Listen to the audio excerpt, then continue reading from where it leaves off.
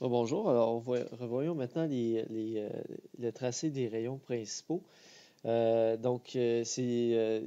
une méthode graphique pour déterminer les caractéristiques de l'image. Donc, quand on parle des caractéristiques d'une image, il y a quatre choses. D'abord, il y a la nature de l'image, c'est-à-dire réelle ou virtuelle.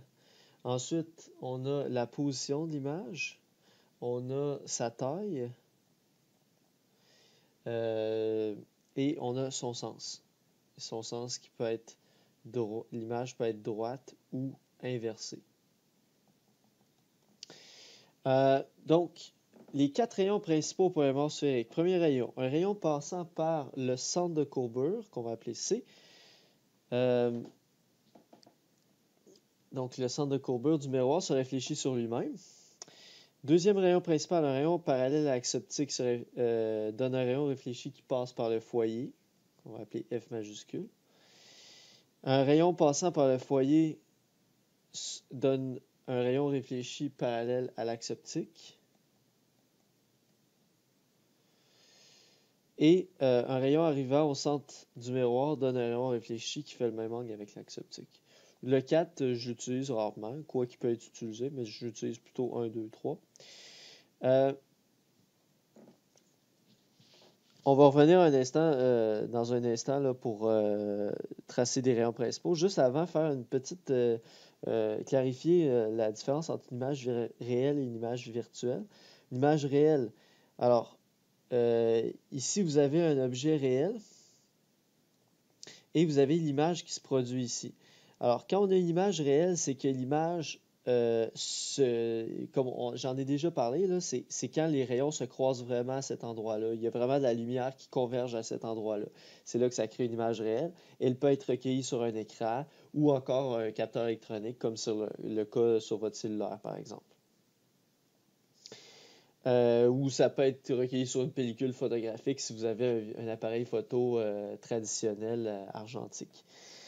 Ou ça peut être recueilli sur une rétine, par exemple. C'est ce qui vous permet de voir. Donc, ce sont tous des exemples d'images réelles.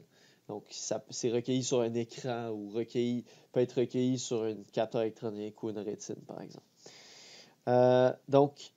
Une image réelle, on va toujours la dessiner en trait plein. Donc, si vous avez, mettons, l'objet, on va le dessiner comme ceci, et l'image, on va la dessiner en trait plein comme ça. Tandis qu'une image virtuelle, comme par exemple dans cette situation ici, on a l'objet qui est là, et l'image, elle va se produire ici. Alors, dans ce cas-ci, on va la tracer en trait pointillé. Pourquoi? Donc ici, ce qui se produit, c'est que les rayons ne se croisent pas vraiment à cet endroit-là. C'est des prolongements de rayons. Il n'y a aucune lumière, bien sûr, qui va aller derrière le miroir. Donc, c'est juste des prolongements de rayons.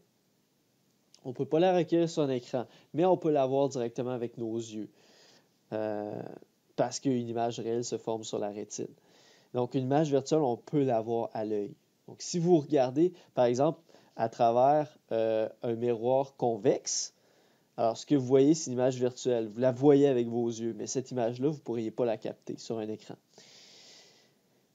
Notez bien que les vrais rayons sont toujours tracés en ligne pleine et les prolongements sont toujours tracés en ligne pointillée. OK, alors faisons des exemples. Premier cas, on va y aller avec le miroir concave. Premier cas, l'objet est plus éloigné que le centre de courbure. Donc ici, vous avez le foyer, l'endroit où les rayons parallèles à l'axe optique vont converger. Et vous avez ici C qui représente, si vous vous rappelez bien, le centre de courbure. Donc autrement dit, le centre de courbure, juste pour vous rappeler les faits, imaginez que vous avez, une seconde, vous avez un miroir, mettons, qui a cette forme-là. Un miroir concave, mettons, qui a cette forme-là. Donc, autrement dit, votre miroir, mettons, c'est un demi-cercle. Alors, le centre, si on trace le cercle au complet, ça ferait, mettons, ça. Fait que le centre du cercle, ça serait ici. Puis c'est ça qu'on appelle le centre de courbure du miroir. Okay? Donc, autrement dit, c'est le centre de la portion de cercle qu'occupe le miroir, ou la portion de sphère qu'occupe le miroir. Et, chose très importante, le centre de courbure est toujours 2 fois plus loin du miroir que le foyer. Donc, autrement dit, la longueur focale ici, c'est égal à la moitié du rayon de courbure. Ça, on appelle ça le rayon de courbure. C'est le rayon du cercle ou le rayon de la sphère. Et ça, cette distance-là, ici, on va appeler ça la distance focale. F minuscule. Donc, le centre de courbure est toujours 2 fois plus éloigné du miroir que le foyer. Ou, si vous voulez, R est égal à 2F. Le rayon de courbure est égal à 2 fois la distance focale. Donc, si je reviens ici, donc je vais tracer mes rayons principaux. Premier rayon principal, c'est celui qui passe par le centre de courbure. C'est un rayon qui est vraiment facile à tracer. Donc, je vous suggère, si vous pouvez le tracer, c'est vraiment un rayon facile. Ce rayon-là, il va toujours être réfléchi sur lui-même. Donc, il va repartir dans la direction d'où il est venu. Donc, autrement dit, le rayon, il va repartir, puis il va continuer par là. En passant, pourquoi ce rayon-là, il fait ça? Savez-vous? Savez-vous pourquoi le rayon qui passe par le centre de courbure est réfléchi sur lui-même? Réfléchissons un peu. Revenons à cette illustration ici. Je vais effacer ceci. Je vais tracer l'axe principal en pointillé. On va toujours tracer l'axe principal en ligne pointillée.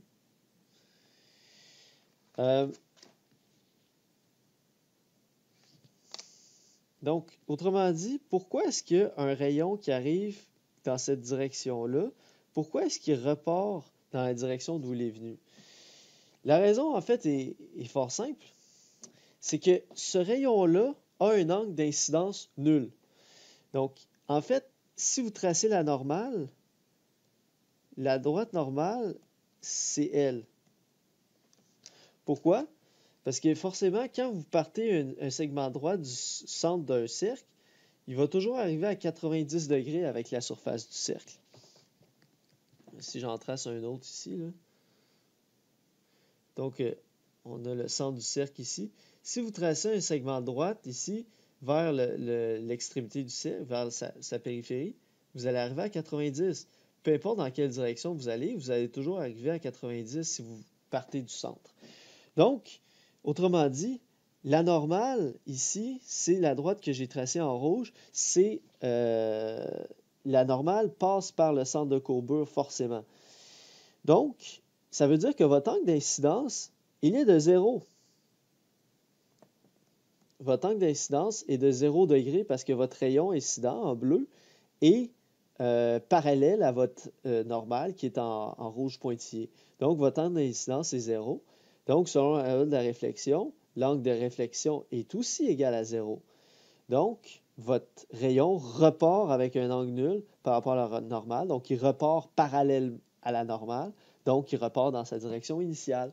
Donc, c'est ça la raison pour laquelle le rayon passant par le centre de courbure repart dans sa direction initiale. C'est qu'il, s'il passe par le centre de courbure, c'est qu'il est directement sur sa propre normale. Le rayon est directement sur sa propre normale, donc un angle d'incidence 0, donc un angle de réflexion 0, donc il retourne dans sa direction de départ. OK, deuxième rayon principal, celui qui passe par celui qui arrive parallèlement à l'axe optique, mettons. Donc, on trace un rayon qui arrive parallèlement à l'axe optique. En passant, là, toute la précision de ces dessins-là va dépendre, la précision de votre réponse va dépendre de la précision de votre tracé. Très important de faire le tracé le plus précis possible. Donc, pour que votre ligne soit bel et bien parallèle à l'axe optique, ce que vous pouvez faire, faites simplement mesurer l'objet. Donc, mesurez la longueur de votre objet ici sur votre papier et ensuite, rapportez cette distance-là ici, tout simplement. Donc, si, admettons, je sais pas, mettons, vous mesurez 2 cm pour l'objet, bien, rapportez 2 cm ici, et là, ça va vous permettre de tracer un point ici, et ensuite de ça, ça va être facile de relier le bout de l'objet avec le point que vous venez de tracer, et là, vous allez être certain que votre ligne va être vraiment parallèle à l'axe optique. Alors, ça a l'air de rien, mais moindrement que votre ligne n'est pas parfaitement parallèle à l'axe optique, ça va générer des erreurs plus tard quand on va faire on va résoudre des problèmes par tracé de rayon. Donc, très important d'avoir une bonne précision. Je viens de vous donner un truc là, pour avoir une ligne qui est vraiment parfaitement parallèle. Donc, ce rayon-là incident va être réfléchi en convergeant vers le foyer, de la définition même du foyer, en fait. Déjà, on sait où est notre image. On n'a même pas besoin de tracer d'autres rayons parce qu'on a seulement besoin de 2 rayons pour trouver l'image. Donc, on sait déjà que l'image va se faire ici. Donc, on trace la flèche comme ceci. Et ici, je vais indiquer I pour dire que c'est l'image. Alors, voyez-vous, je l'ai tracé en trait plein, vu que c'est un croisement de vrais rayons. Donc, ça va être une image réelle qui va se produire. À quelle position? Alors, l'image va se produire ici entre le foyer et le centre de courbure, mais on peut aller chercher la position précisément. Alors, la position va toujours être définie par rapport au miroir. C'est toujours notre point de référence, c'est toujours le miroir, ou plus précisément le sommet du miroir. Je vais l'appeler S ici. Le S qui est le point du miroir qui touche à l'axe principal, à l'axe optique. Donc, si vous mesurez, donc autrement dit, on va aller chercher la distance ici entre l'image et le sommet du miroir. Et dans ce cas-ci, ça devrait vous donner environ 4,3 cm. Alors, je mets environ, puisque vu qu'on l'a fait de façon graphique, il y a toujours une certaine marge de manœuvre. Donc, pour les problèmes qu'on résout graphiquement, je considère que on peut se garder une marge de manœuvre d'environ plus ou moins 10%. Donc, plus ou moins 10% de cette valeur-là. Donc, si vous êtes 10% au-dessus ou 10% en dessous, donc 10% au-dessus ici, ça serait 0,4 cm au-dessus. Donc, vous pourriez aller jusqu'à 4,7, puis ça serait correct. Je considère que votre réponse est correcte. Puis, vous pourriez être 0,4 cm en dessous, c'est-à-dire à 3,9 cm, puis je considérerais aussi que c'est correct. Donc, je considère qu'une marge de manœuvre de plus ou moins 10%, c'est acceptable. Si vous dépassez ça, donc si, admettons, vous seriez à 5 cm, ben là, c'est que là, à ce moment-là, ça serait pénalisable. Dans le sens que vous avez manqué de précision, dans le fond, dans votre tracé, ou vous avez vraiment fait une erreur dans votre tracé. Donc tout repose sur la précision de votre tracé, le parallélisme de vos lignes, etc. Donc, ici, ce qu'il faut comprendre, pourquoi la flèche, je l'ai dessinée vers le bas, l'image, et non pas vers le haut. La raison est fort simple. C'est qu'en fait, si vous regardez, tous les 2 rayons incidents, je les ai fait partir d'ici. Je les ai fait partir du bout de l'objet, la pointe de la flèche. Donc, à l'endroit où ces rayons réfléchis-là se croisent, le rayon vert, le rayon bleu, ben c'est la pointe de l'image qui va se former là. Donc, autrement dit, ça ne serait pas logique de tracer l'image comme ça. Ça ne serait pas logique, parce que là, parce qu'en réalité, c'est la pointe de l'image qui se forme à cet endroit-ci. Donc, vous ne pouvez pas le tracer comme ceci.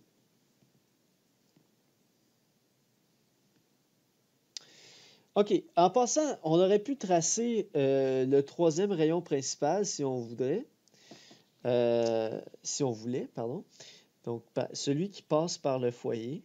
Je vais le tracer juste pour la forme, là. Donc, le rayon qui passe par le foyer va repartir. Pardon.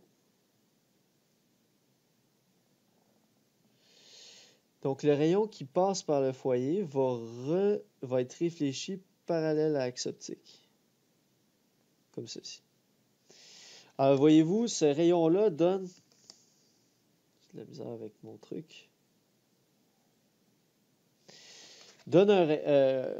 en fait, ils convergent au même endroit que les deux autres, ce qui est effectivement ce qui doit être le cas. Si trois rayons ne convergent pas au même endroit, c'est que vous avez fait une erreur. Euh, donc, tous les rayons qui proviennent du bout de la flèche doivent converger au même endroit. Euh, donc, cela dit, le rayon que je viens de tracer, il n'était pas obligatoire pour trouver l'image, si vous remarquez. J'avais déjà trouvé l'image. Donc, c'est un peu redondant ici de l'avoir tracé. Mais ça permet de voir qu'effectivement, ça permet d'illustrer le troisième rayon principal, de voir comment on le dessine, et ça permet de voir qu'effectivement, ils convergent au même endroit. Mais je ne vous demande pas de tracer trois rayons. Tracer deux rayons, c'est suffisant pour trouver une image. Donc, incluant dans un examen, je ne vous demande pas de tracer les trois rayons. À moins que ce soit explicitement dit, vous devez tracer trois rayons, mais moi, je ne fais jamais ça. Donc, tout ce que je veux, c'est que vous soyez capable de trouver l'image, trouver ses caractéristiques. Vous avez seulement besoin de deux rayons pour faire ça. La taille de l'image, on va la mesurer simplement. Donc, mesurer la hauteur qu'on a ici, autrement dit. La hauteur de l'image ici. Alors, sur votre feuille, ça devrait faire environ 0,76 cm, grosso modo.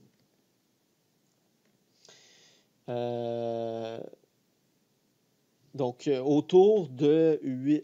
entre 7 et 8 mm. Ça devrait être autour de ça, entre 7 et 8 mm. Je vais mettre encore un signe approximativement égal, là. Et il y a une chose par contre, c'est que vu que l'image est inversée, il faut mettre le signe négatif. C'est très important. Donc ça, c'est pour tenir compte du fait que l'image est inversée, selon notre convention de signe. Et justement, le sens de l'image, c'est inversé. Voilà. Alors, première situation, ça c'est de la révision, donc je vais assez vite, mais en même temps, j'ai pris le temps d'expliquer là, les principales choses. OK, donc deuxième situation, on va rapprocher l'objet du miroir. Donc, on va mettre l'objet entre le foyer et le centre de courbure. En passant, quand on dessine l'objet, vous voyez, on représente par une flèche. C'est pas que l'objet est nécessairement une flèche en tant que telle, c'est juste un symbole, la flèche. Pourquoi on utilise une flèche? Parce qu'une flèche, ça a une longueur, une hauteur et ça a un sens. Donc, c'est la seule raison pour laquelle on utilise la flèche. Mais l'objet, en réalité, ça peut représenter n'importe quoi, c'est-à-dire n'importe quoi qui est observé à travers le miroir. Par exemple, si vous regardez votre visage à travers le miroir, ben, l'objet, c'est votre visage. Donc, la flèche, dans ce cas-ci, représenterait votre visage. Si vous regardez un colibri à travers un miroir, ben, l'objet serait le colibri, qui serait représenté sur le schéma par la flèche. Donc, la flèche est vraiment juste un symbole pour représenter n'importe quoi qui est observé à travers le miroir, ce qu'on appelle l'objet. Alors, traçons les rayons principaux pour cette deuxième situation. Alors d'abord, si on trace un rayon qui part du centre de courbure, faites attention par contre, on ne peut pas tracer un rayon directement comme ça. Pourquoi? Parce que en réalité, le rayon incident, il provient pas du centre de courbure. Le rayon incident, il provient de l'objet. L'objet, c'est lui qui émet la lumière ou qui réfléchit la lumière. Donc, la lumière provient de l'objet. Donc, cette portion-là ici du rayon incident, elle n'a pas lieu d'être. OK? La lumière, elle part de l'objet. Donc, pour bien faire les choses, il faudrait le dessiner comme ceci. Il faudrait, dans le fond, on part un segment du centre de courbure, mais la section qui est entre le centre de courbure et l'objet, il faudrait la tracer en pointillé. Et après ça, on pourrait le tracer en ligne pleine. Donc, pour montrer que le rayon incident, il part bel et bien de l'objet. Mais que ce rayon-là est en continuité, sa ligne est en continuité avec le centre de courbure. Alors, ce rayon-là, il va repartir dans sa direction.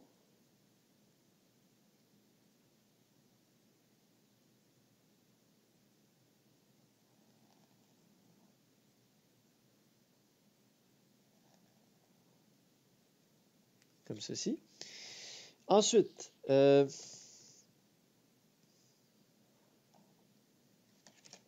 deuxième rayon principal. Alors, si on fait celui qui part parallèle à l'axe optique, Rappelez-vous mon petit truc là, pour aller chercher un bon parallélisme du rayon. Ce rayon-là va converger vers le foyer.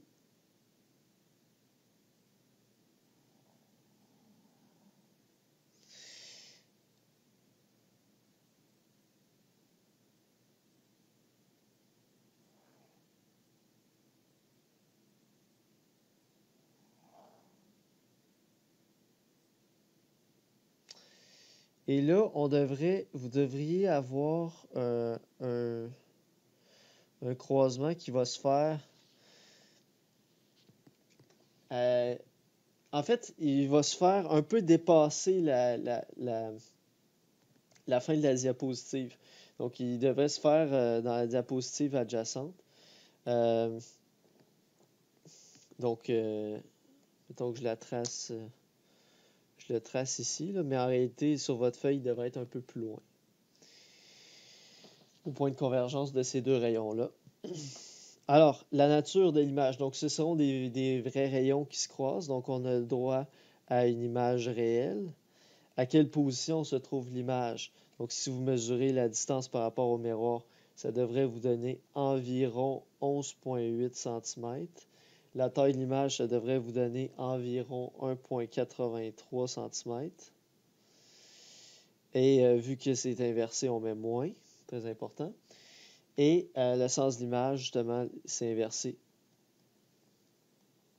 Ça veut vraiment dire que si, mettons, l'objet, c'est c'est votre visage, puis vous regardez à travers un miroir concave comme ça, ben vous allez vraiment voir, votre visage serait vraiment à l'envers, autrement dit. L'image va vraiment être inversée. Donc, ce qui est observé à travers le miroir va être vraiment viré à l'envers. Ensuite, les cas C, D et E, je vais vous laisser le faire. Donc, je vais vous laisser faire pause et aller chercher ces réponses-là. Donc, je suis certain que vous pouvez vous attaquer à ça maintenant qu'on a vu comment faire. Donc, je vous laisse travailler ceci. En fait, on va terminer la vidéo ici. Puis quand vous aurez terminé ces 3 exercices-là, vous reprendrez la prochaine vidéo. Mais pas avant, hein?